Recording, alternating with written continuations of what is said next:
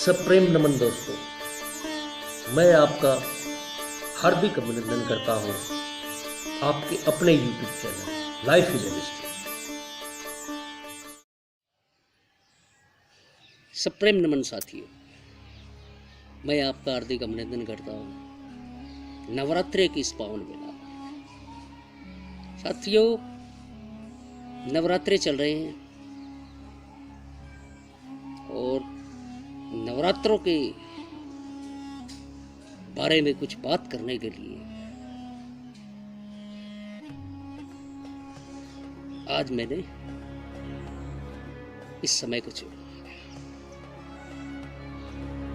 वैसे तो नवरात्रि की जो शुरुआत है वो प्रथम नवरात्रि से हो जाती है और 8वें और 9वें में लोग नवरात्रि स्थापन कर देते हैं।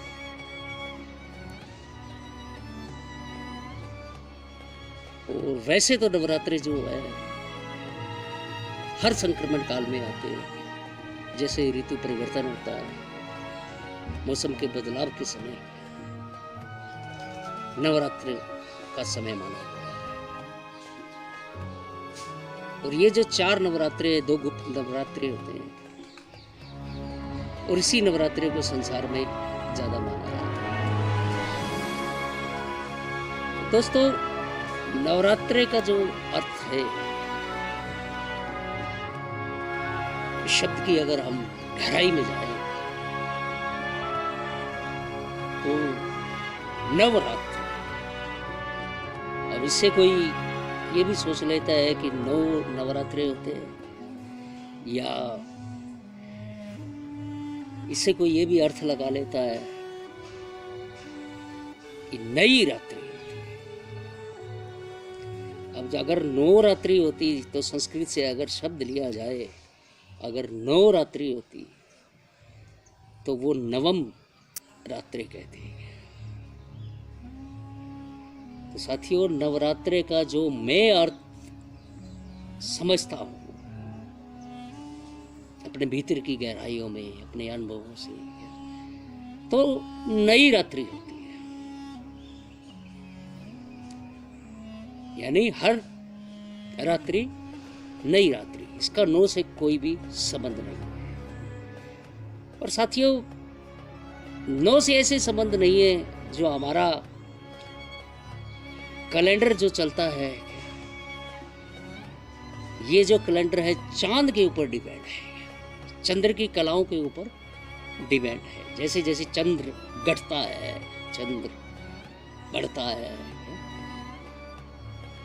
घटता है जब अंधेर पक्ष होता है, और जैसे जैसे चंद्र की कलाएं बढ़ती है वो शुक्ल पक्ष होता है। तो ये नवरात्रे जो है शुक्ल पक्ष में आते हैं, यानी चंद्र की कला बढ़ रही होती है। अब आप खुद इस बात पर विचार करें, जब कोई चीज बढ़ रही है और जब तक पूर्णतः नहीं बढ़ सकती, उस चीज का स्थापन कैसे होगा, यानी उस चीज का वो चीज पूर्ण कैसे हो जाएगी। 8 या 9 दिन पे जो लोग समझते हैं कि पूर्ण हो जाएंगे, वो पूर्ण नहीं होते, क्योंकि चंद्र प्रथमा से चल के अभी अष्टमी और नवमी पे पहुंचा है। पूर्ण कैसे हो गए? पूर्ण होने के लिए उसे पूर्णिमा की जरूरत है।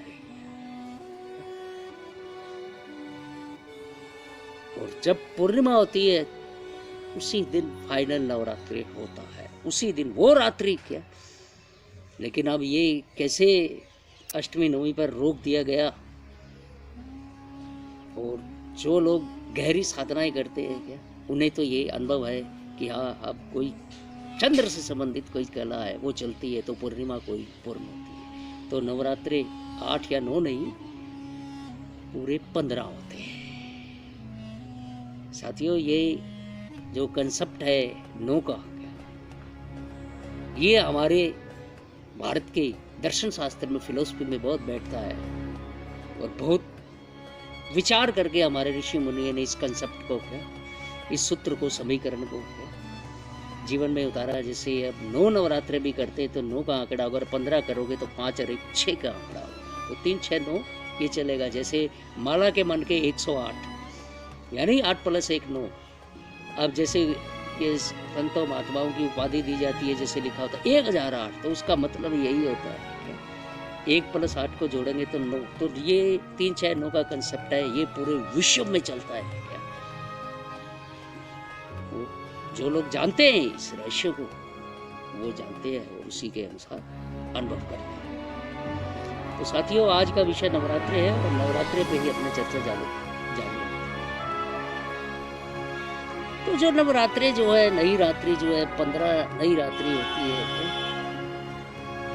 नई दिन आपका होता है उस समय विश्राम करने का, और रात्रि होती है उस समय ध्यान साधना करना। ये नहीं कि आप मूर्ति पूजा किया या प्रसाद चढ़ाया या और मन्नत मांगी। ये एक आम आदमी को बताया गया पहली क्लास का सब्जेक्ट है। अगर आप इससे आगे नहीं बढ़ते क्या, आपका सेकंड में थर्ड में क्या नहीं, अगर अनुभव होता, आप क्लियर करके आगे नहीं जाते अपने ज्ञान की सीमा को बढ़ा के, तो आप पहली क्लास में रहते रहो, किसी से को कोई मतलब नहीं है इस बात से। अगर आप जागते हो, एक आपको आराधना का बताया गया क्या चैप्टर, अब उससे आगे क्या था आपने खोजा नहीं क्या, ये भी किसी ने बताया था क्या, लेकिन आपकी खोज आगे नहीं बढ़ी, तो आप नवरात्रि के पूर्ण अर्थ को नहीं जान पाओगे। नवरात्रि जो है ध्यान और साधना से जुड़ी हुई बात है, भीतर के जगत की बात है। और भीतर का जगत जब तक आपका प्रकाशित नहीं होगा, आपको अपने भीतर कोई अनुभव नहीं होगा, तो बाहर आप नवरात्रि का तो क्या, किसी भी चीज का, अध्यात्म से जुड़ी किसी भी चीज का क्या अर्थ नहीं जानते। दोस्तों, देवी क्या है? नवरात्रि देवी की आराधना करता है। और देवी क्या है? देवी है प्रगति, यानी इस संसार को चलाने वाली शक्ति को प्रगति कहा गया है। जो इस संसार, समस्त संसार के प्राणियों को जो शक्ति और ऊर्जा देती है, यानी कंप्लीट ऑफ ब्रह्मांड। हमारा जीवन ही नहीं, हमारी अर्थ में जो भी जीवन है वो तो है ही।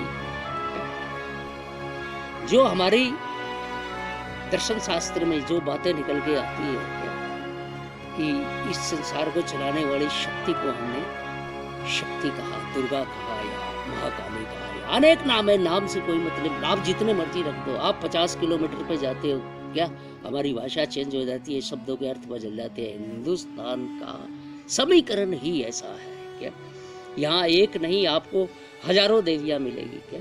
राजस्थान में आ जाओ क्या, तो राजपूतों की अलग देवियां हैं क्या। हिमाचल में चल जाओ क्या, कांगड़ा जी है, चामुंडा जी, अलग अलग नाम से प्रचलित है। उत्तराखंड में चले जाओ क्या, अलग अलग मंदिर बने हैं क्या। भारत, दक्षिण भारत में चले जाओ, उनकी देवियां। तो ये इसका अर्थ ये नहीं कि वो शक्ति अलग अलग है, नहीं, वो शक्ति को बुलाने, जैसे हमारी भाषा हर जगह अलग अलग है, तो उसके बुलाने का जो समीकरण है, तरीका है, व्यवस्था है क्या, उसको अलग अलग रूप दिए गए। देवी एक ही, अगर सार निचोड़ निकाल के एक जगह आओगे तो एक ही देवी बनती है, और वो प्रगति है जो इस समस्त ब्रह्मांड यानी समस्त सृष्टि का संचालन करती है। समस्त ब्रह्मांड का निर्माण कैसे हुआ? आप अपने भीतर के जगत में जब जाओगे, अंदर आप अपने प्रवेश करोगे मेडिटेशन के द्वारा, ध्यान के द्वारा क्या, तो आपको ये पता चलेगा। सर्वप्रथम जो बात है क्या, स्वयं को जानने से पहले आप इस प्रगति की शक्ति, इस देवी को ही जानोगे, जो आपके समस्त शरीर का क्या, भौतिक शरीर का, मानसिक शरीर का क्या, और आत्मिक शरीर का, तीनों का निर्माण करने वाली यही देवी है। और ये शरीर सारा, तीनों के तीनों शरीर सारे क्या, प्रगति है, और इसका संचालन करने वाली शक्ति है। और ये संसार जो सृष्टि बनी है वो पुरुष और प्रगति के मेल से बनी। जैसे एक हमारा कंसेप्ट है अर्धनारीश्वर, उसका कहने का भावार्थ यही है कि आधा पुरुष, राइट साइड आधे पुरुष की और आधी प्रगति की, यानी देवी की शक्ति की लेफ्ट साइड। तो ये अर्धनारीश्वर की जो व्याख्या, ये वही व्याख्या है, पुरुष और प्रगति की भी वही व्याख्या है। तो नवरात्रि जो है वो देवी की आराधना का समय, यानी प्रगति की आराधना का समय है। प्रगति को कैसे करीब जाया जाए, जो हम मन के विचारों के कारण या हमारे संसार में विचरण के कारण हम अपने नेचर यानी स्वभाव से दूर हो जाते हैं, हमारी प्रगति से हम दूर हो जाते हैं, उस प्रगति के करीब जाने का सबसे जो अच्छा समय है वो है नवरात्रि। मैं इससे ज़्यादा इसका कोई अर्थ नहीं समझता हूँ। अब जो जैसे समझते हैं वो उनका ज्ञान, उनकी जानकारी है। और ये जो आप बाहर जो भी नवरात्रि के नाम पर देवी पूजन करते हैं, ये सारा का सारा पाखंड और क्रियाकांड में आता है। इसे आप अपनी प्रगति से नहीं जुड़ते, क्योंकि आप भीतर से संबंधित होते हैं, क्रियाकांड और पाखंड में लीन हो जाते हैं और अपनी ही वासनाओं में उलझे रहते हैं।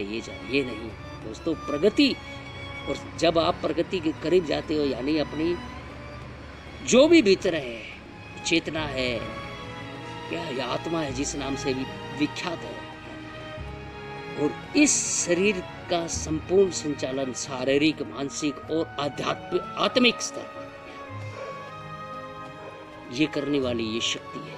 और इसके करीब अगर आप नहीं जाओगे, इसको आप खोजोगे नहीं अपने भीतर और इससे आप संबंध स्थापित करने की कोशिश नहीं करोगे, तो तब तक आप नवरात्रि का संपूर्ण अर्थ मेरी दृष्टि में नहीं जानते।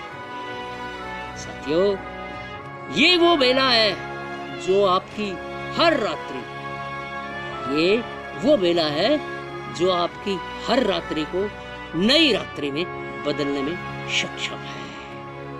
यानी आपने पहले दिन जाना कुछ, अपने भीतर कुछ अनुभव किया, दूसरे दिन आपने जाना कुछ, आपने अपने भीतर अनुभव किया, यूं बढ़ते बढ़ते बढ़ते आप पूर्णिमा तक पहुंचे। 8वीं और 9वीं में नहीं रुके। ये जो कंसेप्ट आया है ये क्यों रोका गया है 8वीं और 9वीं पर? क्या आगे जाने के लिए नहीं बताया गया?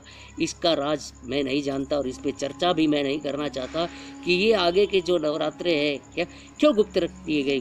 साथियों, मैथमेटिक्स का अंत 9 पर हो जाता है, फिर गणित का जो विस्तार है फैला हुआ 9 के बाद।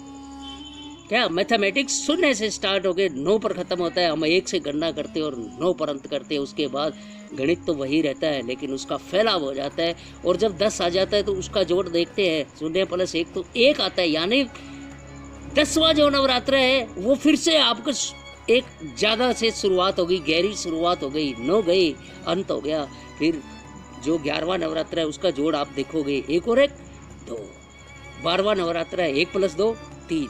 13वां नवरात्र 1 + 3 4। और 15वां जो नवरात्र आएगा 1 + 5 6।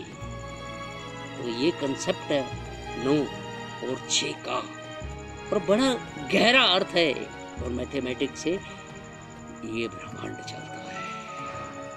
तो साथियों, यह अनुभव बांटने का, आपको यही सूचना देने का ये अर्थ था, ताकि आप जो जानते हो उससे अलग भी कुछ किसी की जानकारी है उसे उस पे आप खोज करो। मैं नहीं कहता कि आप मेरी बात मान लो, लेकिन आप इस पे रिसर्च करो, जानो, खोजो और फिर सत्य को पहचानो।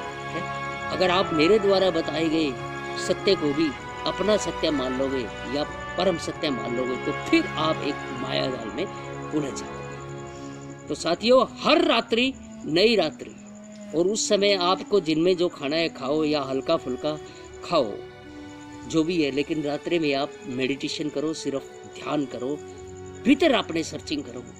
क्या जब अपने भीतर प्रगति से अपना मिलन होगा, क्या या जो भीतर पुरुष है उसका मिलन होगा, तो बाहर भी हम प्रगति और पुरुष का ब्रह्मांड में, समस्त सृष्टि में क्या उसे देख पाएंगे। तो साथियों, आपने मेरी बात इतने ध्यान से सुनी, उसके लिए मैं अनुग्रहित हूँ। दिल से आपका धन्यवाद।